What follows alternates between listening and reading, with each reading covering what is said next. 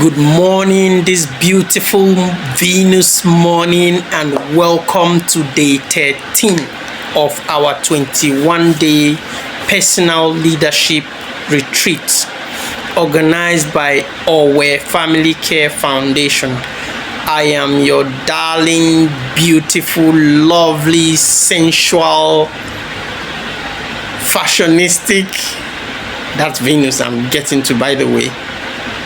I am your facilitator, Iku Olokpo. Welcome. On this day 13th, we are talking about how we can embody the attributes of Venus. We all know that Venus is the goddess of love. Venus is the goddess of sensuality. Venus is the goddess of fashion, beauty. And we know that beauty is the key ingredient for harmony in relationship. Beauty and sensuality is the key ingredient that brings people together. Beauty, pleasure. So how can we embody the attributes of Venus to hold our families together, to hold our friends together, to hold our communities together? One beautiful attribute that is uniformly spread across all black people on this planet is that we are party starters. We can give ourselves that credit. We know they carry last. We love pleasure. Sometimes this is misunderstood, but because we are a race of love, we love harmony. We always are very hospitable and open and welcoming, even to our enemies. It's a beautiful thing. It keeps the world going. Like, go to any city in Yoruba land, any village, as far as there is a street, Owambe is going to happen. Even when people who are not too well to do, they have an occasion like a wedding, you see there's a lot of celebration. They change different clothes, there is a shebi, there is you name it. We are fashion, we are culture, we are pleasure. So the first way would suggest, I don't think I can even make this video for my fellow Africans because it's instinctive. Like, we embody Venus. We embody Venus. So now, what I'm trying to do is that now that we have embraced other cultures, we have interacted with the world, and there is a lot of mixing, civilization has happened, and some of us are beginning to see that, going to eat Keshashwa with our friend, or going to eat Okpehe, and practicing the richness of our culture to a certain extent is a little bit not too. But even the way we go about imitating Western culture, we still put a flavor of Africa in it. It's so beautiful. It's so Venus. It's so Venus. So I don't know how I'm going to call us to embody Venus. We are Venus already as Africans. But you see, one of the ways that one can be truly honest to embody the attribute of Venus is to be pleasure loving. It's not a sin. It's not a bad thing. If you know the role pleasure plays in holding people together, in uniting people, it is the key ingredient of harmony. Else, the masculine energy, men would go their own way, like Gege would spearhead men to fight and kick against women. And who will I use on the women folks? Blessing CEO. I'm talking about two popular people on Facebook now. Blessing CEO would, motivate women to kick against men. All that, when Venus is not in between to bring differences together and hold it in harmony. That is the key role Venus plays. That's the key role pleasure plays. That's the key role sensuality plays. And that is why we need it. We need it, because if you can eat if you can laugh, if you can be pleasant with someone else, then you want to be with them. So you see, the first way now to how to embody Venus is to be pleasure loving. So the second way we can embody the attributes of Venus is to be honest, to be radically honest about our desires.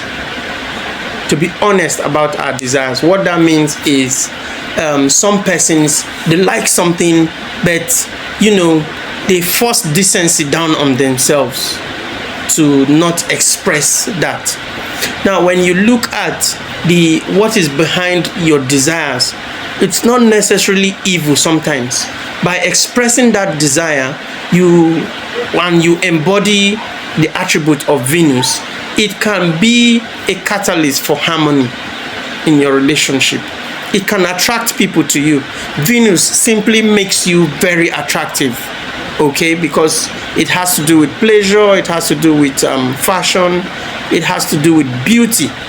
She's the goddess of love, remember? So by embodying the attributes of Venus, you make it possible to build bridges between people, okay? To build bridges in your family. So what is that beautiful thing you're doing in your family to make sure people are staying connected, people love to see each other, or your clients love to come back to you, the finesse at which you attend to them, the way you craft whatever it is you do with your hands, all that is a way of embodying Venus. And then lastly, what we want to suggest is to take care of your body. Your body as a whole is your temple of Venus.